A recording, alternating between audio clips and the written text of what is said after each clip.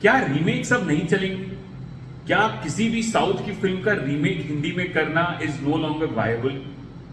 जो फिल्में रीमेक हुई उनको सफलता नहीं मिली, डज दैट मीन कि आगे भी रीमेक्स नहीं चलेंगी? किसी का भाई किसी की जान, सलमान खान की अगली फिल्म जो ईद पे आ रही है, वो भी एक तमिल फिल्म वीरम की रीमेक है। क्या वो भी रीमेक होने के कारण उसका खामियाजा उठाएगी? तो क्या रीमेक का चक्कर खत्म? Will remakes no longer work? इन सारे चीजों पे इस वीडियो पे चर्चा। पूरे अंत तक देखिएगा, अंत तक बताऊंगा मुझे क्या लगता है।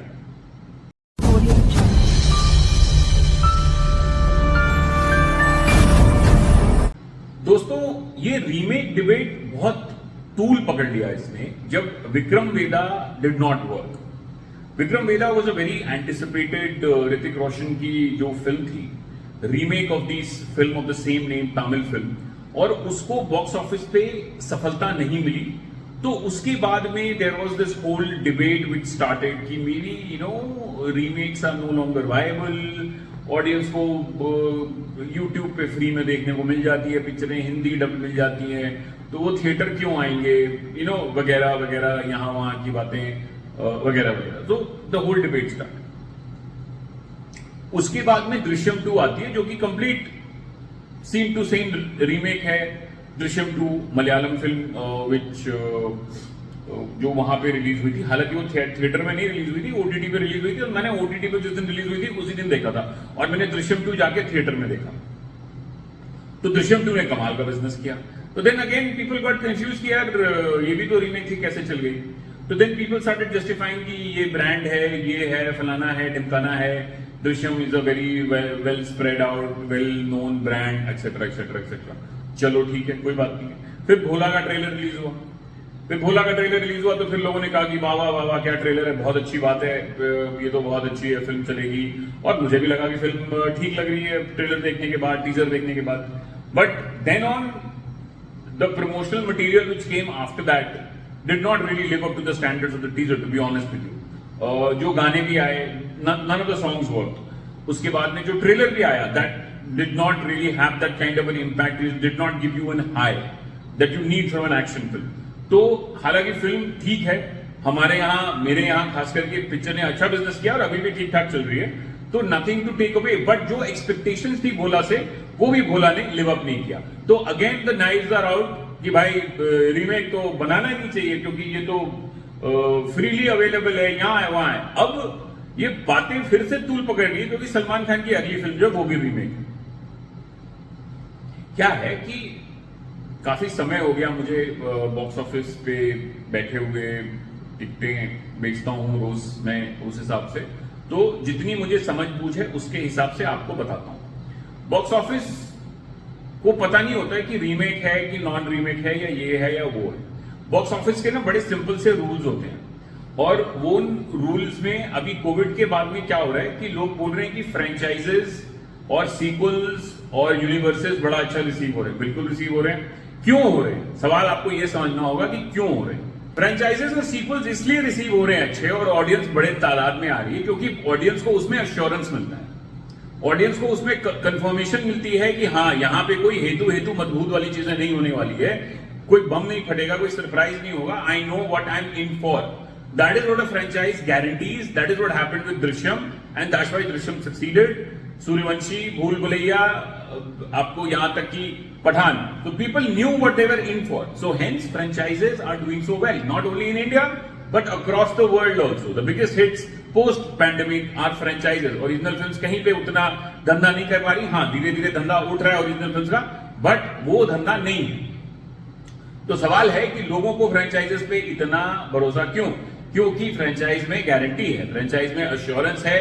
जो एक बहुत बड़े बेस पे फ्रेंचाइज बैठा हुआ है, वो बेस निकल के आता है, तो वो देखते हैं लोग और उसको लोग पसंद करते हैं, उनको परेशानी नहीं होती है। अब सवाल हो गया कि कोविड के बाद में हुआ क्या है। कोविड के बाद में सबसे बड़ी बात क्या हुई है कि एक बड़ा वर्ग सिनेमा आना उसने छोड़ दिया है। A huge section of audience has left movie theaters and they have not come back after the COVID. Primarily ये ऑडियंस वो है जो कि बहुत ही अमीर ऑडियंस थी, जो बहुत पैसे वाले लोग थे, जो इलीट ऑडियंस था, वो अब घर में प्रेफर करते हैं पिक्चर देखना, या फिर वो पिक्चर नहीं देखते, या फिर वो कुछ और कर रहे हैं लेजर एक्टिविटीज के लिए. So something has gone wrong there and that audience is not coming back. And that was the audience which used to power people like Ayushmann Khurrana, people like Rajkumar Rao, और ये जो नीश फिल्में जो बॉलीवुड बनाता था उन पिक्चरों को वो चलाते थे.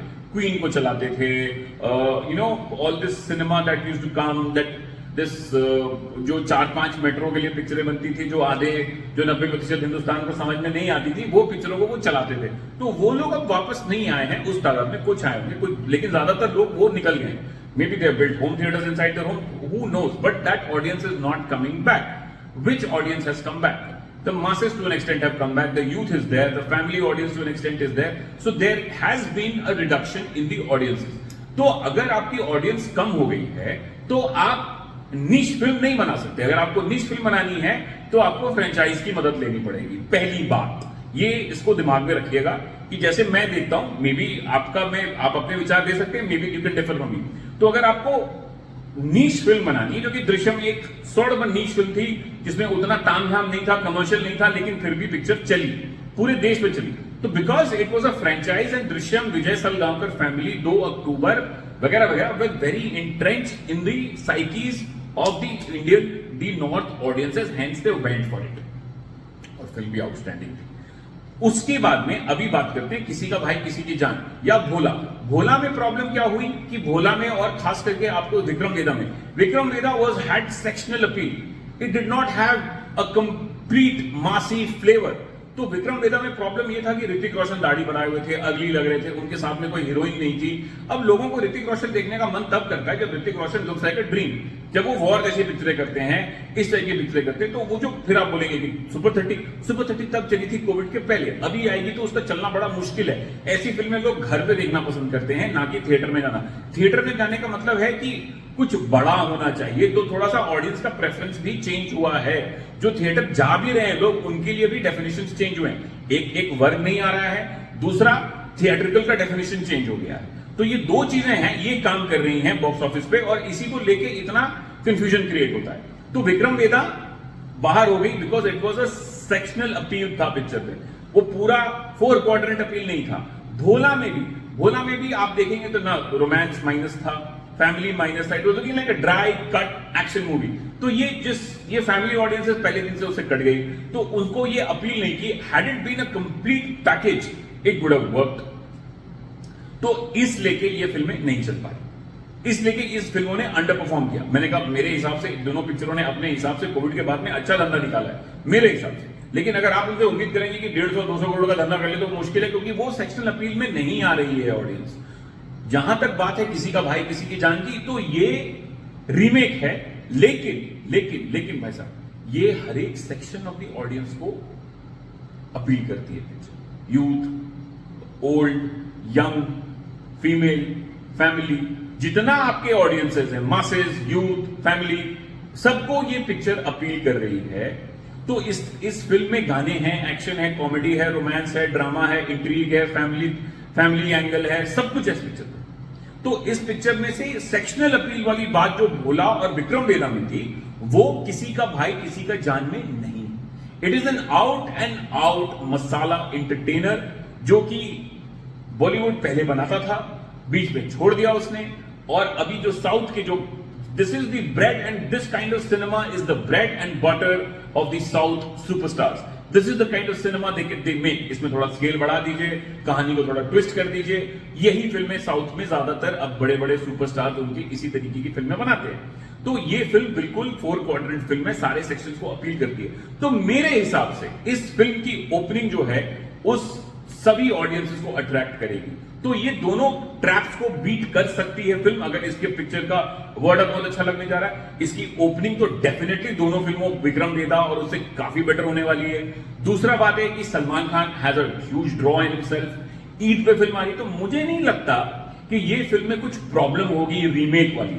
सो I think remakes do affect your business, but if you make a sectional film, जो बॉक्स ऑफिस का जो रूल है वो है, remake, non-remake doesn't make a difference. If your film is appealing to, it is an original film, if it is appealing to all sections of audiences, people will come. If you are doing a sectional appeal, niche appeal film, original film, चाहे वो remake हो या कुछ भी हो, public उसी हिसाब से आएगी। लेकिन अगर आपको सेक्शनल फिल्म बनाना है, जॉनर स्पेसिफिक फिल्म मेकिंग करनी है, तो भाई साहब सीक्वल बनाइए, सीक्वल बनाइए। बहुत मुश्किल है नॉन सीक्वल बना के सेक्शनल नीश अपील की फिल्में ऑडियंस को खींच के बांध के लाना। तो आज के लिए इतना ही। आशा करता हूं कि ये वीडियो भी आपको अच्छा लगा होगा। अच्छा लगा होगा तो लाइक जरूर कर दीजिएगा, लाइक कर दीजिएगा, सब्सक्राइब कर लीजिए मेरे चैनल को, और प्लीज मेरे वीडियो को शेयर कर दीजिए ताकि ज्यादातर लोगों तक पहुंचे और हमारी जो कम्युनिटी है वो बढ़े। और last but not the least, अपने कमेंट बॉक्स में जरूर अब जो आपकी राय है मुझ तक दीजिए ताकि मुझे भी समझ में आए। अगर मुझसे कुछ छूट रहा है, कुछ मुझे समझ में ठीक से नहीं आ रहा है और आप मुझे कुछ समझाना चाहते हैं, please feel free to write and give me your opinion in the comment box. I try and reply to everyone in the comment box. Thank you.